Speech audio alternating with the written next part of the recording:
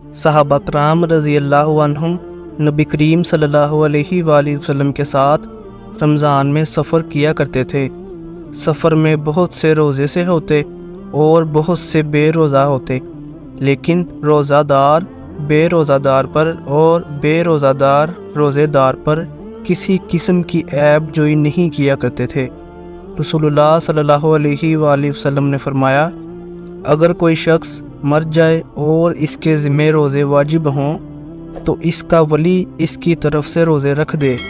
موسیٰ کے ساتھ اس حدیث کو ابن وہب نے بھی عمرو سے روایت کیا اور یحییٰ بن ایوب نے بھی ابن ابی جعفر سے۔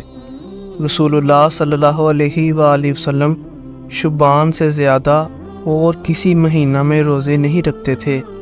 شعبان کے پورے دنوں میں آپ صلی اللہ علیہ وآلہ وسلم روزے سے رہتے۔ آپ صلی اللہ علیہ وآلہ وسلم فرمایا کرتے تھے کہ عمل وہی اختیار کرو جس کی تم میں طاقت ہو، کیونکہ اللہ تعالیٰ ثواب دینے سے نہیں تھکتا، تم خود ہی اکتا جاؤ گے۔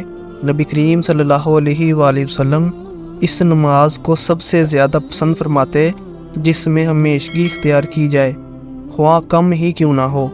چنانچہ ان حضرت صلی اللہ علیہ وآلہ وسلم جب کوئی نماز شروع کرتے تو اسے ہمیشہ پڑھتے تھے۔